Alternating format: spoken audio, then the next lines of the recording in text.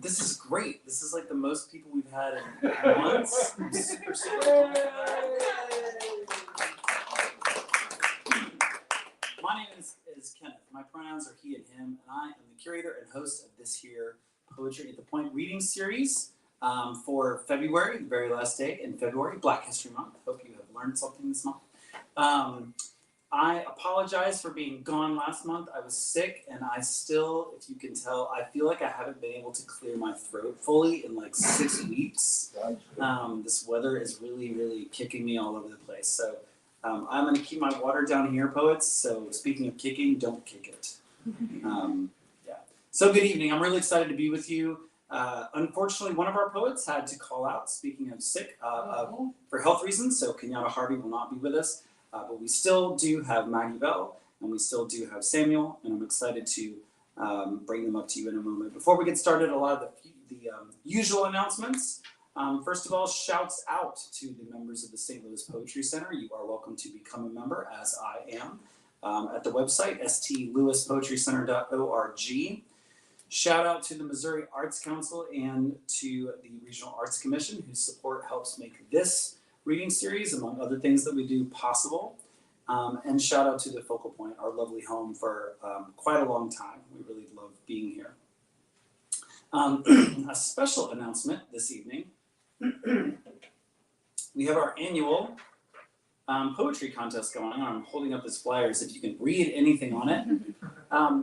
Our judge this year for the 2023 James H. Nash Poetry Contest is Hadara Bar Nadav, who is an NEA Fellow and author of several award-winning books of poetry. So very excited to have her on board as a judge. You are welcome to submit on our website, again, stlouispoetrycenter.org. You can find information there, or nash.contest. You can see me after the reading too if you're interested in getting all this lovely information, but that information is available on our website. It is $10 for normal folks, but free for abnormal, unusual, wonderful folks who are members of the St. Louis Poetry Center. So yet another reason to become a member. The deadline is March 15th, which is only 2 weeks away. And anything else you wanted me to especially mention about that? Okay. Highly recommend it. It's a great way to just kind of put yourself out there. And as far as poetry contests go, the price is pretty reasonable, to be honest with you. So highly recommend that. Housekeeping for those of you who are here physically present in the Focal Point. Bathrooms are out this door and to the left. There are gender inclusive and gender specific options there. Casa Maya is next door for beverages and other things. Please return that glassware when you're done, but you're welcome to bring anything you would like in here with you. We don't have any books for sale this evening by poets, but I encourage you to connect with them to find out more about what they do and ways to stay involved with them. And I should also say as an announcement, happy Mandalorian Season 3 Eve to all who celebrate. That is me. If you're watching this in real time on Facebook Live, I'm glad to see you as well. Please comment, please share that link. We are going to take some time, and especially because we will be missing one poet, to have a conversation with these the poets this evening afterwards, hence the chairs behind me. So as questions come to you, please post those in the comments, and Erin will do her best to relay those to me so that we can ask those of our poets and have some conversation afterwards. If you're viewing this online after February 28th, we are still glad that you're here. Please comment, please share the video. We want to gain momentum for this reading series and for the work of these poets. So, without any further ridiculous ado, we're going to start with some poems. Maggie Bell is a writer and attorney who lives in St. Louis, Missouri. She has primarily practiced criminal law, including representing wrongfully convicted clients. In the midst of the pandemic, she discovered refuge in poetry. Her poems were published in the fall 2022 issue of 9 Mile Books and Literary Magazine. And I just also want to say that both of our poets this evening is their first time reading live in front of a public audience. So please be generous and gracious and supportive of them. So Maggie, please take it away.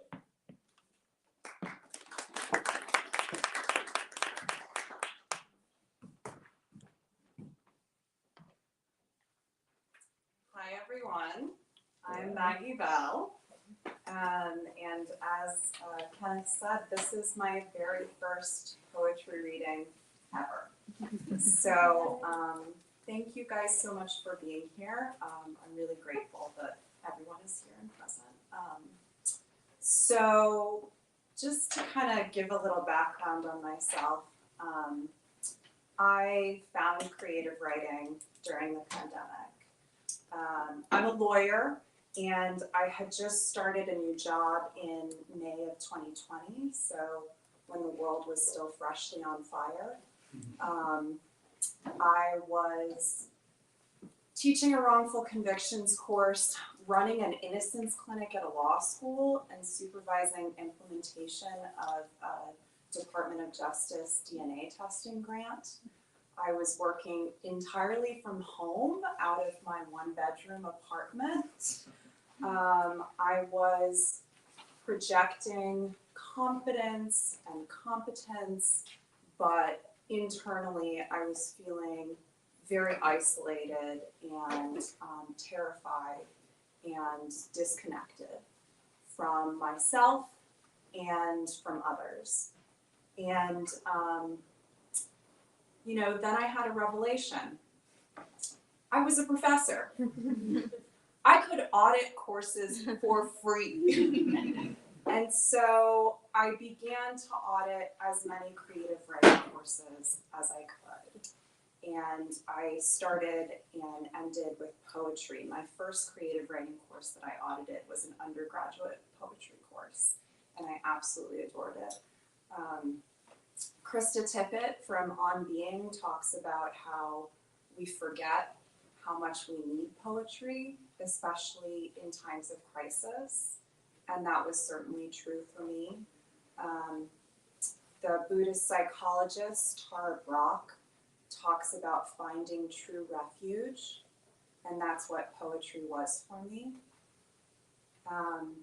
Most of the poems that I'm going to read today are from a graduate poetry workshop that I audited at UMSL in the spring of last year, right before I left my job. It was really special to me because it was the only class to date that I've been able to be in person for, and so I got to experience the energy that comes with being in community in person around poetry.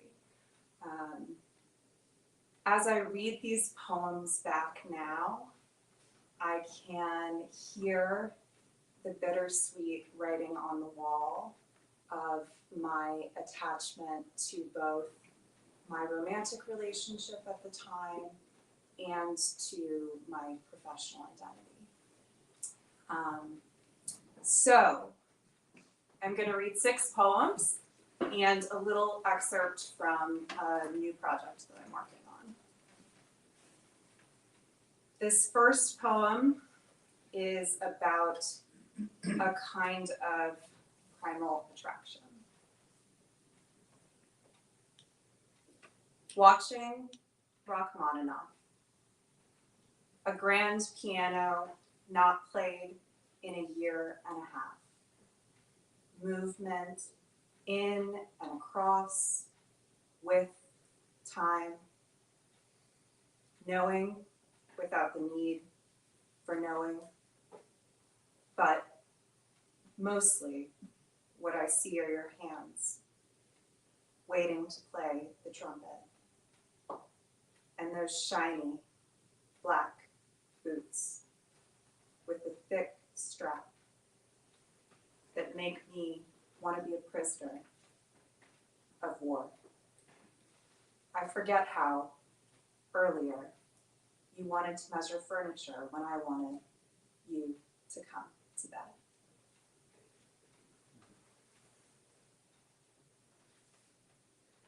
This next poem is about looking for reassurance in all the wrong places. Taurus-Libra relationship. Raised by logical parents who don't believe in astrology. I don't believe in astrology. But I Google Taurus-Libra relationship, Anyway, the first article ends, making a long-term relationship work may be more trouble than it's worth.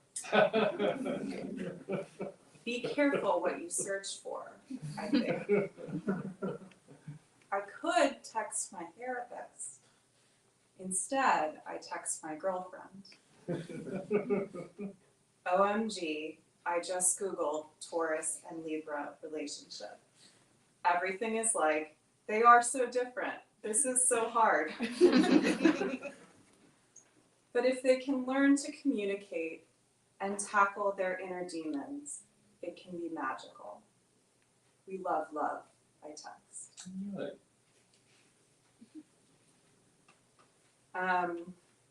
This next poem is a cutout poem, so where you write something, chop it up, play with it, and I tried to use the kind of technique to illustrate the fragmentation of anger. May I say something? Yeah. I'm loving this, but my aged ears don't pick up. Okay. When if maybe go for as much clarity as you can. Okay. I'll try to speak up a little bit and speak more into the mic. Thank you for letting me know. It's the clarity, actually. The clarity? Okay. Thank you very much. Okay.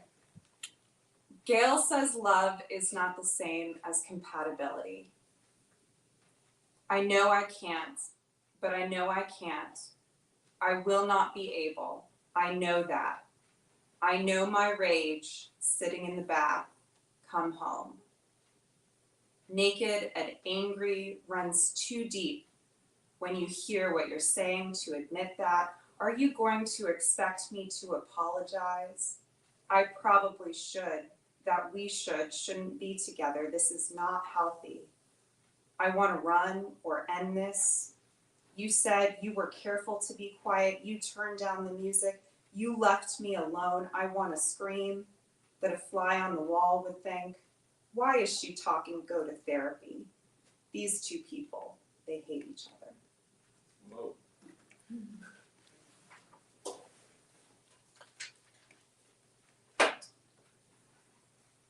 This next one is about the need to withdraw when things get very overwhelming. To the basement. Being subterranean feels natural. I like that you are unfinished. You can stow a 6-toed cat and the glass he broke that sounded like pieces of a board game spilling onto the floor. I like that no one visits. You can stow a washer and dryer and brave little toaster and my hunch that the world is quite simply too much. I like your dust and mold and untouched quiet things. I am weary of courtrooms and living rooms full of arguments and armor and picking myself back up. This is how I want to fight from now on.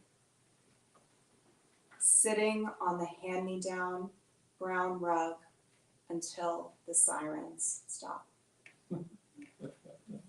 All right. So this next one was inspired by a book that I was reading for a creative nonfiction class that I was taking. The book was Jane by Maggie Nelson, and it's this really beautiful poetic meditation on the violent murder of Maggie Nelson's aunt when she was a first-year law student.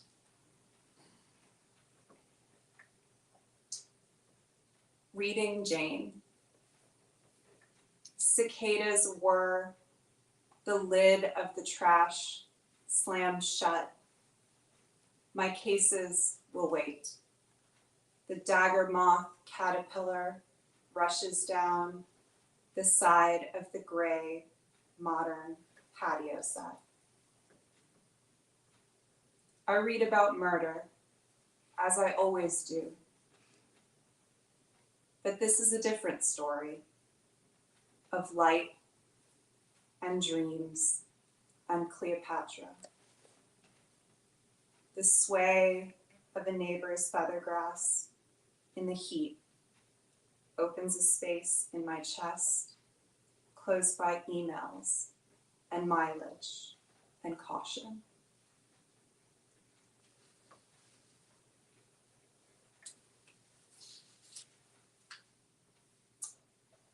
This final poem is a little different from the other ones. It's much shorter and it's more of sort of like a Rumi style poem. So here it is. Sunset Song. It's too cold to run. My body is tired anyway. The sun glares at me, then it gets tired too. Who wants to be loved with a critical distance? I hold out for a future I cannot see.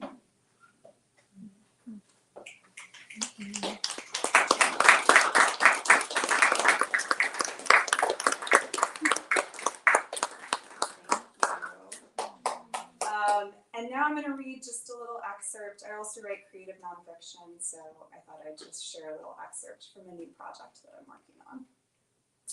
Here it is. No.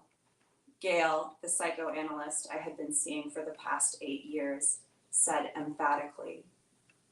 I had asked to record our session in light of recent revelations. My heart sank. I was struck by the firmness of her response. It was out of character. There did not seem to be any room to negotiate, not that I was in any state to do so. She launched into an explanation, the ethical code, colleagues that did it when they shouldn't, vague allusions to things that could go wrong. Some clients took notes afterward instead. Then she thought to ask, why do you want to do it? This feels important, I said, my voice wavering. I don't want to worry about remembering. I want to be present. She seemed to soften. Perhaps she realized she had been too quick to say no. Perhaps she realized I did not present the same risks she had alluded to.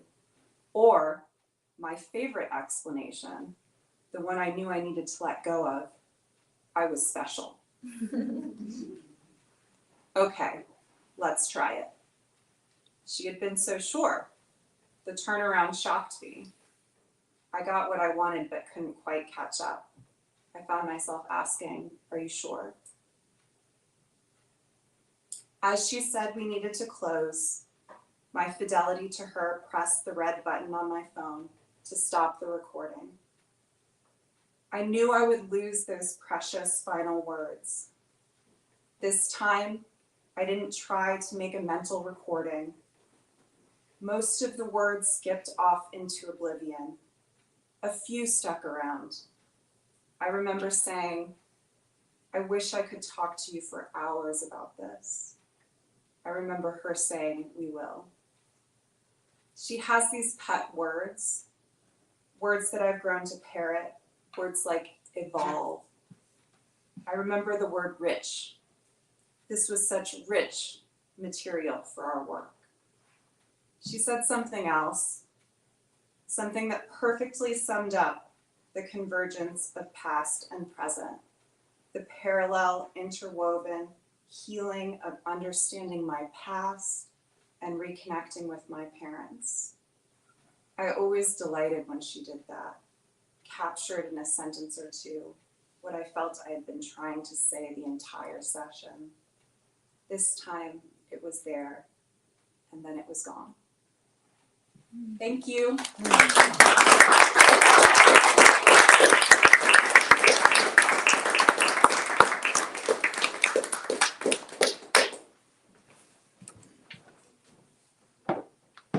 Thank you very much. Really appreciate that. I mentioned it for the folks who are checking us out online, but or I forgot to mention it to you, our actual flesh and blood humans here at the focal point, to think of questions you want to talk with these poets about. Because again, we have more time than we normally do because we had that one poet had to step away. So as you think of those, commit them to memory, jot them down, because we want to include you in our conversation. Okay. Nathan Sterling, the poet known as Samuel, is a graduate of Southern Illinois Edwardsville with a master's in public administration and policy analysis. He is a 2-time published poet and the author of the works Archway and To My Sisters. His writing can be found in the New York Writers Coalition Black Writers Journal, as well as the Eastern Iowa Review. Nathan has a long history with writing, but recently set his feet on a journey to smear the world with the color of his words. He's a passion-filled writer, bringing words of their last drop of emotion. He creates poems that you can call home, providing somewhere you can fall apart or fall together, whichever suits your soul. Join the journey. Please welcome Samuel to the mic.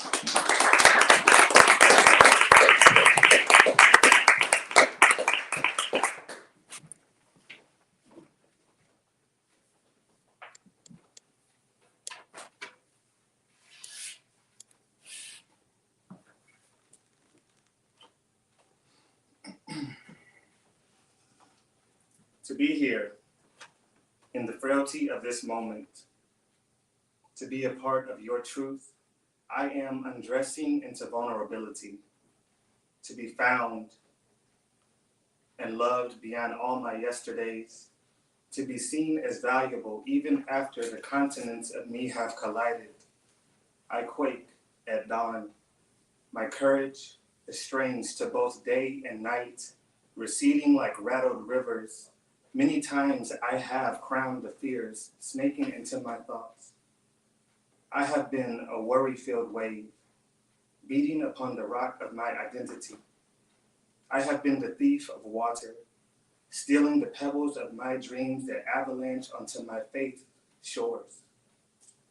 I have held the destiny of tornadoes, even spoke them into another's ear, scattering their thoughts all the same. I have been unworthy of a name known to man, unworthy of a name spoken in present tense. I have held night under my thumb for so long, in fear that my dreams would geyser right out the roof of me, that I might become all that I am, all that I have needed, all that my name means, that I might become a constellation of beautiful bone. Have you ever asked a gift if it wished to be given, if it agreed with the life laid before its feet? I have never seen a gift wrestle with its destiny, nor heard it murmur in my hands, but I have held its weight, its substance. I have felt its shape and imperfections. I have parted its hair and seen its thoughts, and I have lived as a recipient only. But if I am gift, let me be given. Let me be packaged in sacrifice. In my nature, let me be true, be honorable, be a resemblance of cross and fortitude. Let me be I am that I am, and after him I shall be eternal. There is no height I would not dare to reach. I will stand in the attic of galaxies, raise every window and sing through space, through time, Hosanna in the highest. My testimony will grow feet and travel to every mountain, unraveling the mysteries of your goodness. My name will become Samuel, Peter, Moses, David, Nathan the first. My beginning and end will fold to meet me here in this middle, in this valley where the shadows have learned to make way for light. My words have become lilies, and I am a valley in full bloom of mountainhood, blooming under this sun, blooming into a beautiful sun. From this day forward, I have resigned from night and its image. From traveling the length of its sorrow, you have made me to be seen as something more than prodigalness personified. And for that, I will forever be a Sunday. Amen. How are you guys doing?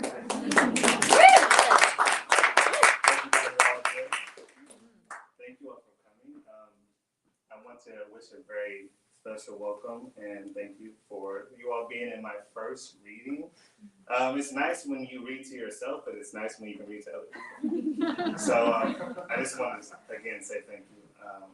So you heard a little bit about my journey, and so writing has been an art form in my family. I'm really big on legacy, and since my great-grandmother, I think that's the earliest person I can remember that was like the literary agent of the family. And so everyone from then has held a pen, but not everyone has pushed the pen to its limits. And so I'm trying to take the torch, you know, and trying to see how long that pen can write till it runs out of ink.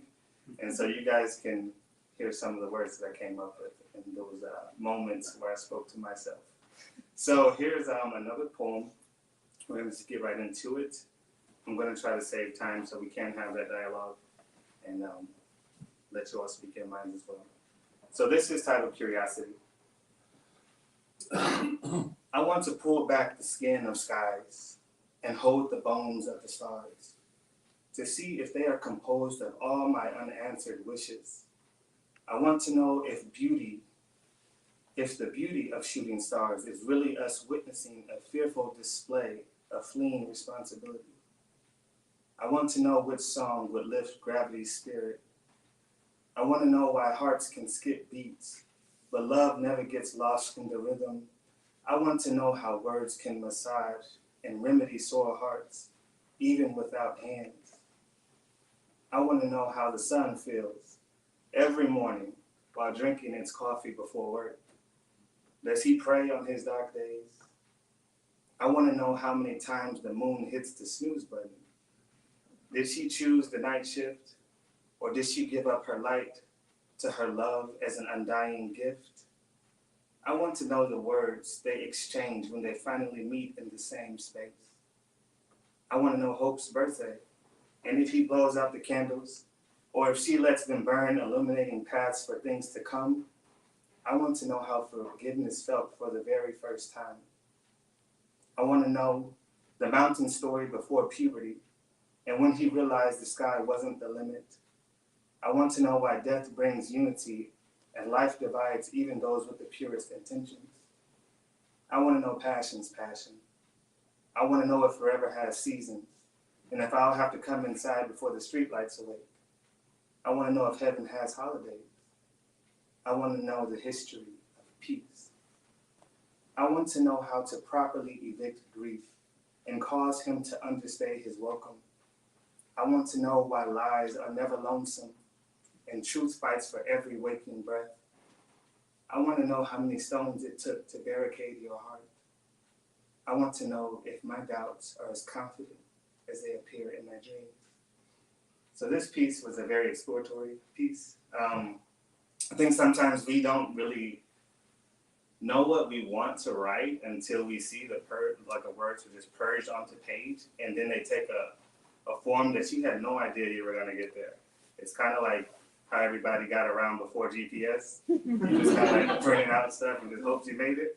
So that's kind of how this piece started, and I think it shaped itself into coherence. And I think we all have a question that's an overarching theme in our life, and that's why I just named it Curiosity, because every day you wake up, you don't know what that day holds.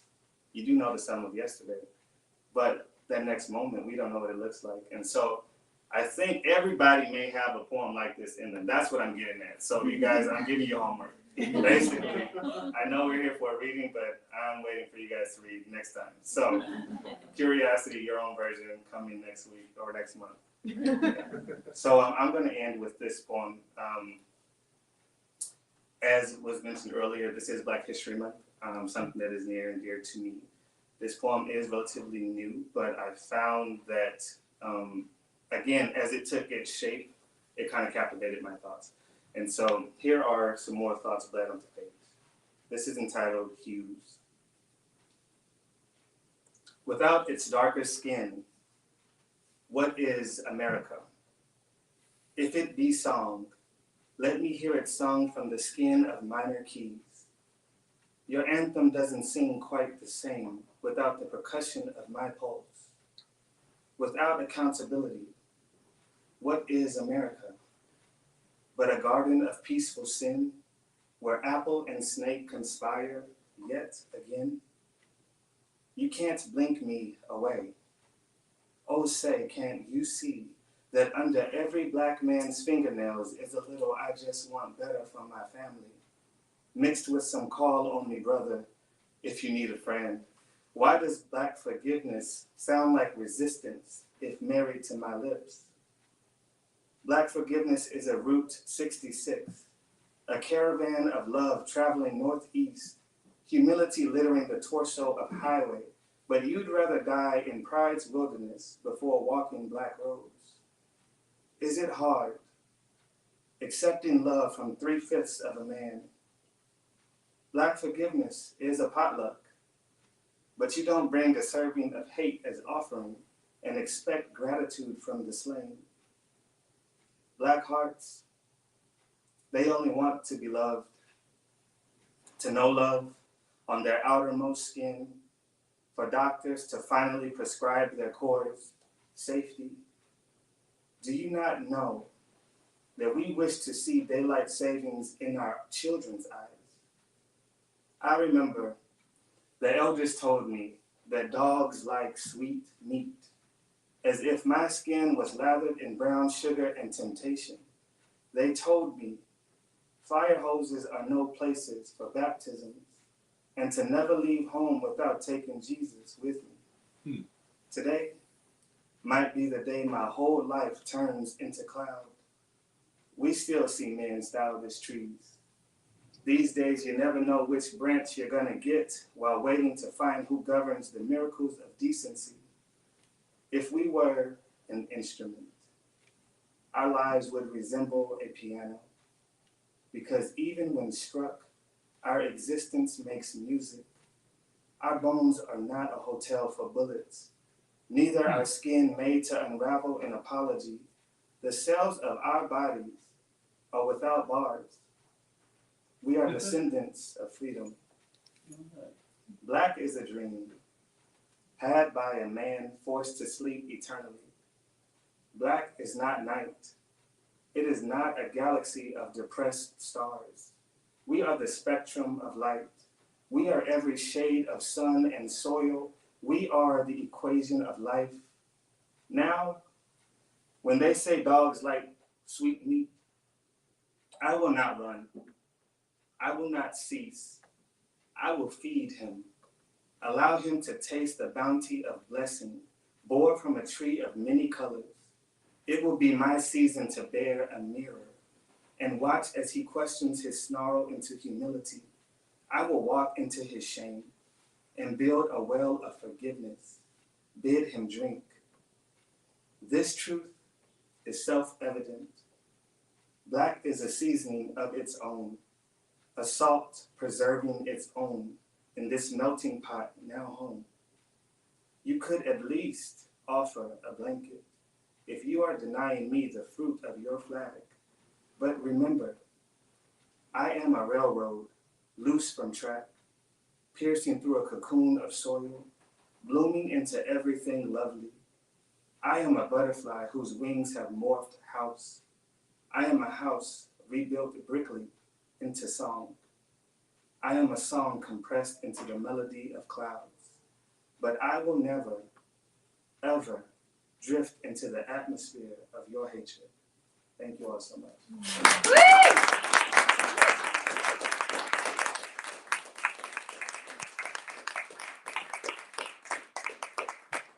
I'm going to ask, actually, if you would come back up, ask Maggie to come back up as well.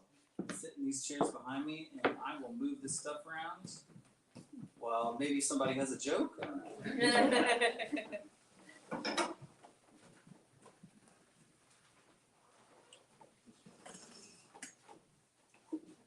No jokes? Don't make me tell my Britney Spears joke. Knock, knock. Who's there? Britney Spears. Britney Spears who? Knock, knock. Who's there? Britney Spears. Spears who? Knock, knock. Who's there? Britney Spears. Britney Spears who? Oops, I did it again.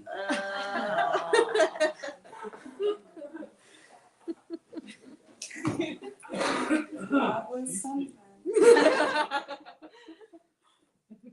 So, while I get my stuff together, I'm going to ask these folks to just begin by talking about something that came up when we were having dinner beforehand, which is, so neither of these folks nor am I, I'm trying to figure out a way to not be rude about it. We're not career writers, right? We're not, we don't teach writing, we don't make a living off being writers, and I think there's something valuable to be explored there. So I would love for you to kind of begin introducing yourselves by saying, in your minds, how you think your non-writing life, which is most of your life, informs the writing part of your life and vice versa. Talk to me about that dynamic.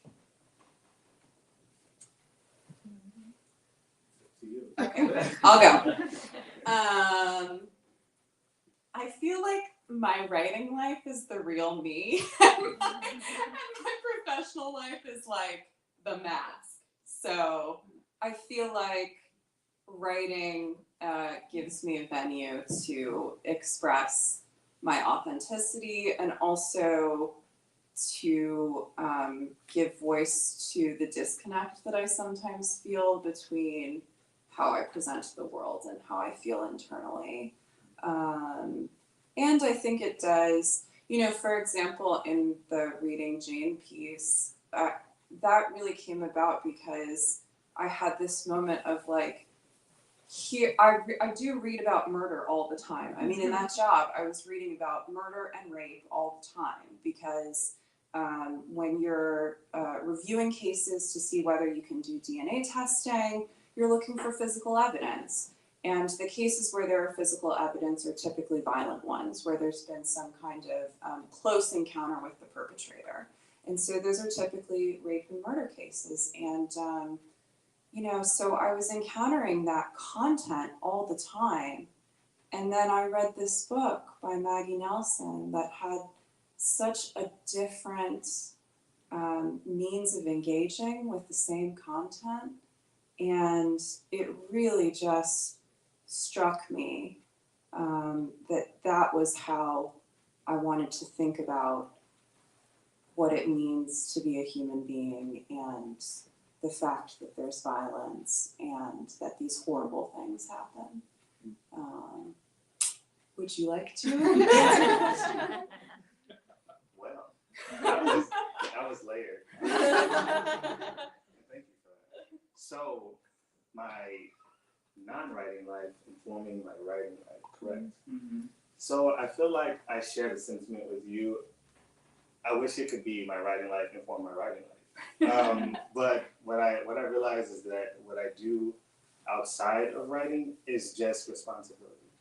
I am a writer, but to myself, and so now I'm becoming writer to other people.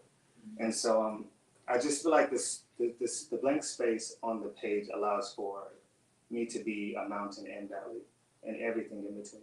And so outside of writing, yes, I have to work, I have to pay bills, I have to be a dog dad, I have to take vitamins, there's all of that. But if I could really just erase a lot of those things, it would be writing life informing writing life. So that's just me. Yeah, that's fair. No, I appreciate that, and I'm gonna push a little bit because you're both, so you mentioned kind of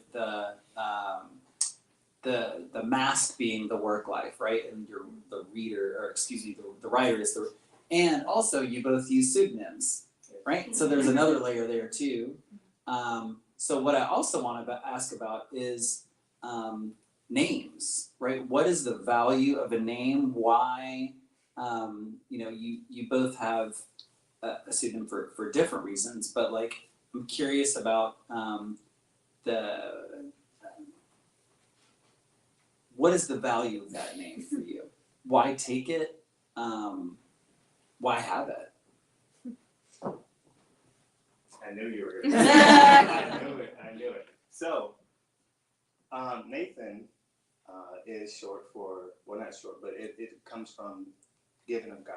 Mhm. And so, just a little brief synopsis so we can get how we got there. So my grandmother named me. So I was breached from birth. No one knew if I was a guy or a girl or whatever. Nobody. I was just a baby in a womb, and I almost died. And I suffocated almost, basically, by the umbilical cord. But my mom knew that I was supposed to be Nathan. Like, that's the only thing she knew. It's the only thing she could go off of. And so the first poem that I read to you all, prayer, was really just talking about, the substance or, the meaning and the weight of name. And so I have now accepted, that I was a gift to her, but now I am a gift outside of her. And so it takes a weird road to be able to get there, because that sounds really full of self. But it's really the opposite. If you really find yourself being like, how can I be a gift to you? Instead of saying, hey, take that. How can I serve you in a way that you need to be served in order to be the best that you need to be in this day for someone else? Mm-hmm. And so really to be all things to all men. That's what I'm really getting at. And so now when it comes to Samuel, who was like prominent figure in the Bible, dynamite dude. I feel like he would be just like feel the steroids and Bible. But I feel like his role in my life with that name is just that he was unafraid. That's what it boils down to. And as most writers, sometimes we write here, but we don't write here, and we don't speak those words because of fear. And so Samuel was my way of introducing myself to the bravery within myself. My answer is not going to be that deep. So I have a legal job where I have some pretty strict ethics, and I cannot reflect poorly on the propriety of a certain institution. And so I had to pick a pseudonym for that reason, so that I am less Googleable. And as I said, I really love and connect with the work of Maggie Nelson, Jane and Bluet's in particular. And so I went with the first name Maggie, and then tried to figure out what would sound good with it. And I thought Bell was nice. That's fair. So I'm going to go back to the first poem that you read. I just kind of, and again, you both, this being your first live reading, right? I'm sure there are nerves involved too, but like you were very, I could see you sort of feeling the words in your mouth, and that was really cool to watch. Robert Pinsky has this idea that poetry is actually a physical art, because at its roots, poetry is meant to be read out loud, right? And therefore, it's an art of the body. So I was noticing that, and sort of thinking back to some conversation that I think we also had beforehand, which is, do you imagine yourself as a poet of the page or of the ear, right? Not that there's a binary there, right? But without thinking about it, do you think when you're composing a poem, are you imagining your reader as someone picking it up and reading it quietly on the couch with their cat, like I do all the time, unfortunately? Or if I know I'm alone in my house, I will actually read the poems aloud, right? Because I know I'm looking for musicality, I'm looking for other sorts of things. So I'm just kind of curious how that sits with you. So I'm going to pick on you first. Okay. I never imagine people reading my poems.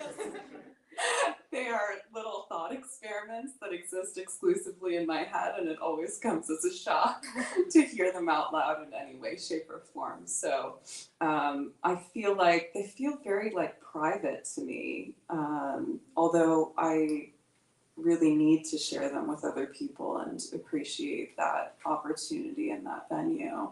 I think because it feels so private, it's more on the page for me, and I think it was interesting to prepare poems for today because I haven't really thought about, what they sound like when someone can't see them, when they can't see the lineation or the white space on the page, which plays a big role for me in my poetry. And so to think about it as a purely auditory experience was pretty new, because I do typically write for my own head and then the page. Concur. So if I had to give an example, I would say like, okay, this is how when I get ready in the morning. Now I'm going somewhere to follow. When I get ready in the morning, you've been somewhere where someone's wore cologne that was really peppery, right? And they hugged you, and you were like, man, I should have shook their hand instead. So like, it's the 3 spray rule, right? Wrist, wrist, neck. So but when you're in the elevator, Neck, wrist. it works all the same. But so when you're in the elevator, and you walk out and you leave a little bit behind, that smell. That's what I'm going for, right? When I put on cologne. But when I read and write my poetry, I don't want to overstay my welcome, but I want people to take just a little bit of that experience with them to the next journey. Because maybe it might help them make sense of something, but not be overbearing. And so I look at it as like experiential, but I would like for my poems to also be more than page, to take shape, to take smell, to take, a living quarters in memory for however long they need to be. Mm-hmm. You gave me sort of like mystical poet answers. So what I'm still looking for is like, are these people missing something by not seeing the form that the poem takes on the page? Certainly. Right? Yeah. If they were to have your poems printed out when they walked in the door, would they get something? Would there be something additional that they would receive that you're trying to give? Right? Yes. Of course. Yeah, I tend to have like gaps in the middle of some of my lines, and I do mainly free verse, so different stanza breaks and that kind of thing. And it's hard. It doesn't always, things that make sense visually don't always make sense from an auditory standpoint. So I think maybe it's just a different experience. That's fair. Okay. Thank you. I'm done being rude now. So you mentioned Maggie Nelson a couple times, and I dig her a ton. And she is also, we were talking about Hanif Abdurraqib as well. He's somebody who I think straddles that line between poem and essay and prose poem, and at some point the genre doesn't matter just because it's really pretty. So I'm curious, because you both did want to talk about kind of process a bit.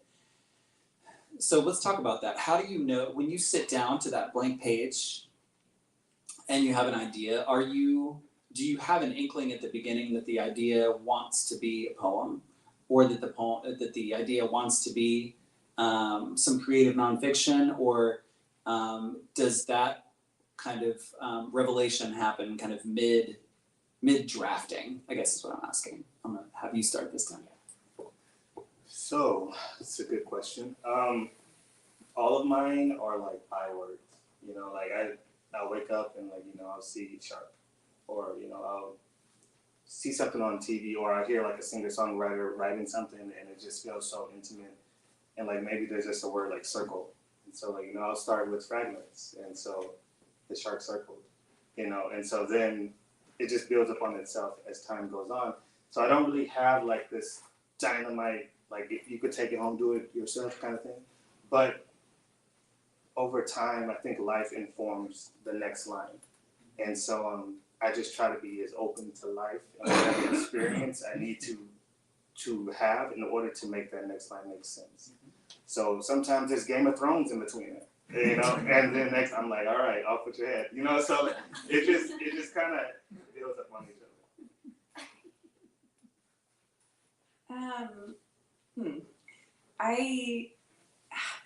I like need structure to write, otherwise it doesn't really happen. And so I've taken a lot of courses, and so usually you're taking a course in poetry or fiction or creative nonfiction, and so that the structure is dictating the genre. So that's typically what happens for me. And then, the whole like, does it want to be a poem thing? They almost all want to be poems, and it's just like, are they good poems or are they bad poems? But I think, I don't know, it's interesting because like I've been in a great deal of emotional distress lately, and I feel more narrative, like I feel like it's making me more narrative, and so I just am leaning towards creative nonfiction now versus poetry at the current moment. Okay. Although I love poetry. That's totally fair. I want to I got a couple more questions, and by the way, yeah, you want to ask a question? Go for it. What is a poem? Oh man, don't do that to me. What is a poem? Do you want to try that? I don't know. I mean, I can try. What is a poem for you? That makes it. I mean, yeah, that's a hugely philosophical question. I don't know. I mean, I think it can be pretty open what a poem is. And I think maybe it needs to have some kind of lineation, but then there are prose poems. So I guess the question is it an essay or a prose poem? But yeah, I don't think I have anything deeper to say. It's a tough one. You're supposed to write that in and send it beforehand. So. But so what I would say is, for me, poetry is thought and rhythm. And so then when they collide, they become something of a shape. And so poems for me have now become experiences versus like, beforehand I used to want to be like, okay, I gotta write this. Like, if it was like King James Version, he doth thou, like it's not that anymore. It's very much just like he was in a coffee shop. He had a great coffee. But it's like just to put the rhythm to it, it's just a thought out loud that finds its home on the paper. And that's I tried to free myself by doing that. And I'd be able to have like a more coherent writing process. Because I'm not worried about editing while I'm doing that. I'm not worried about rhyming. It's just whatever happens, if it takes a shape, I'll allow it. Hopefully, get that thumbs up. Yeah. I think that was more of a mysterious nod than anything. I think the question I would ask back is who's asking, and why does the answer to whom does the answer matter, right? Because I think there's value in both of those, right? So I now hope we answer that question differently tomorrow than we did yesterday. I won't skip ahead. I want to ask you. So I noticed. I don't know if this is a fair kind of theme to draw from the both of you, but I sensed some themes of kind of self-actualization from your work, both of you. Samuel, there was a line, standing in the attic of galaxies, looking out the window, and Maggie, this is how I want to fight from now on. So a lot of kind of defining self more clearly and kind of manifesting. And so I think for me, I'm always curious in poems like that, how much does it matter to think about the line between the speaker and the poet, right? Which is a question we get really wrapped up in, I think, in contemporary poetry these days, where I feel like there are an awful lot of poems getting published in big shot journals that, and they should be, which are about very particular experiences of identity that we haven't talked a lot about in the history of our United States or even in poetry these days. So the question is, for you, how much does it matter if somebody is asking the question, well, is this about your experience or is this the speaker's experience? Is this an imagined experience that is connected to your own experiences, right? Talk to me about the Venn diagram, right, between the speaker and you as the poet.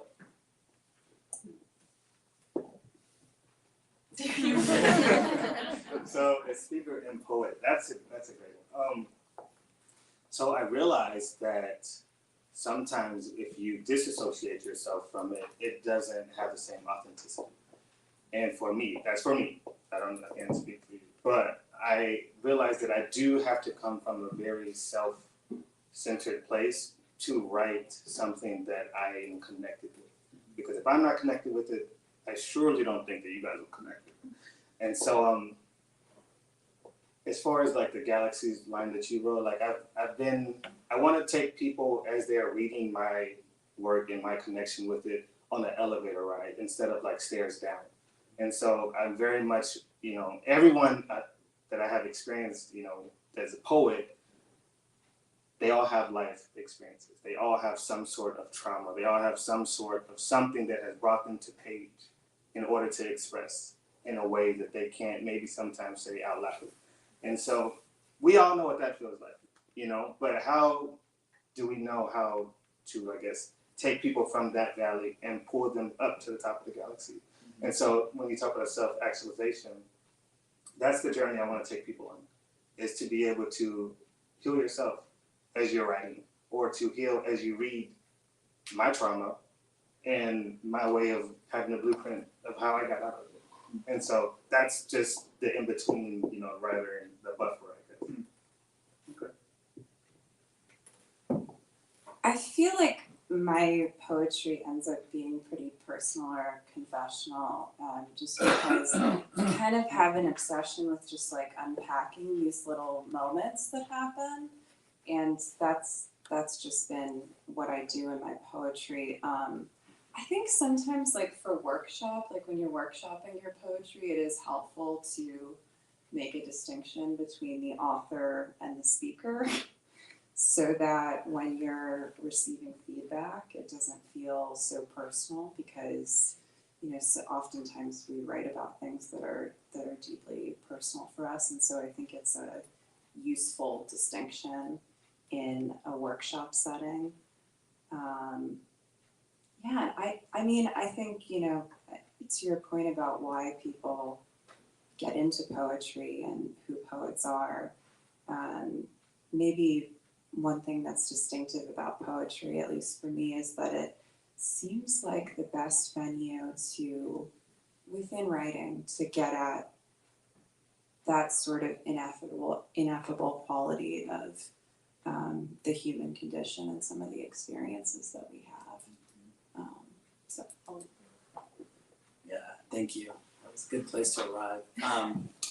I wanted to, before I forget, wanted to mention, we did have a commenter, Cynthia Fisher on Facebook, said your work is powerful, Samuel. I was touched by your references to redemption, hope, and faith. So I just want to make sure that was passed along. I want to start to wrap us up, and I'm going to ask you to do something that I absolutely failed to ask you to think about ahead of time, so I'm going to buy you a little bit of time by beginning to share myself.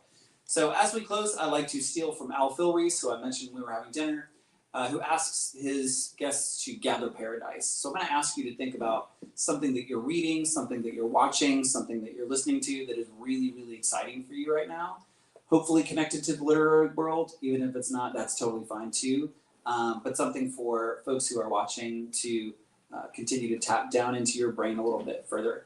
If you have a cookie or an award to give me, please, I just finished all 20 hours of Ken Burns' Jazz yesterday.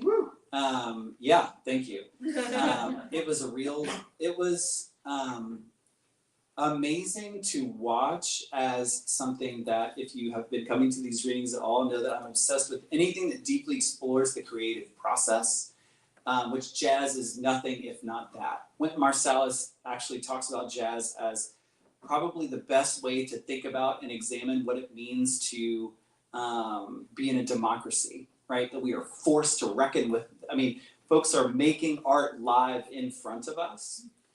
So that was really, really fun. So be a donor to Channel 9 and get the PBS app and watch Ken Burns' Jazz.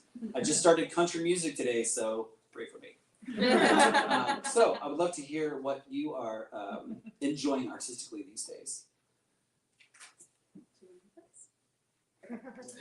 I don't know that this is exactly artistic, but I have been listening to Tara Brach, who I mentioned, for many, many years now. And I've finally gotten into Buddhist meditation.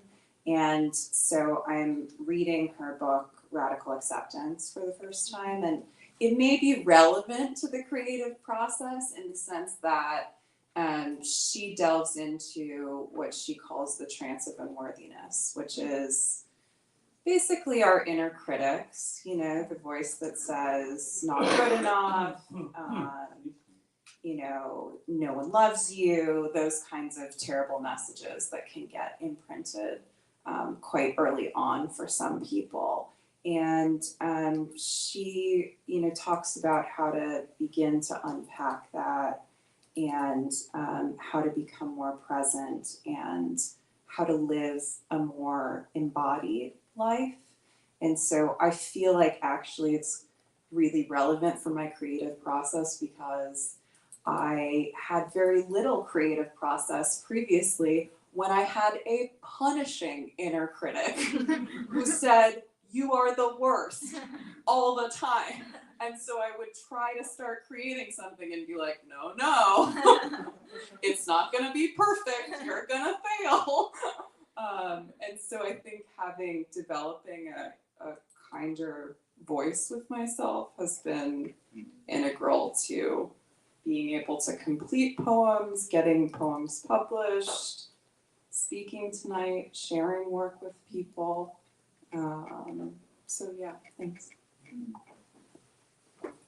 So, I take sabbaticals from reading, and so I'm on a reading sabbatical at the moment, so I can't offer you anything for that. But I do know a quote that I often refer back to, which is "Be still and know." And so, like poetry for me, when I come to the page, that's my moment to be still. And so, I think there's a power in stillness, and just being able to let things flow. I would like to plug John Sands. I don't know if everyone knows him or not. He's a New York-based poet. He has a workshop that, which is the reason why I'm taking a reading sabbatical, because I'm just taking in the oration of other poets at the moment versus interrogating page. So while I'm asking people to experience my words, I want to definitely be authentic and listen as well. So this is my listening season. I would encourage everybody to take okay, I'm not telling you that reading is not critical. It is fundamental. But at the same time, I do think there's value in sometimes just taking a step back and really taking in somebody else's life. Yeah, love it.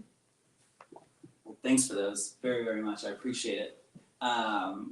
Can we begin to close by showing our appreciation for these poets, please?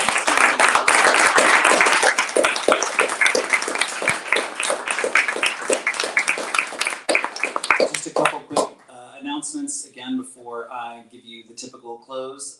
One is that I'm still seeking poets for this reading series for the remainder of the year. I have lots of open slots from summertime onwards, so get in touch with me or Aaron or through the website or social media if you're interested. Please do let me know. The, again, Nash Poetry Contest is happening now. Submit by March 15th. Info also available through us or through our website.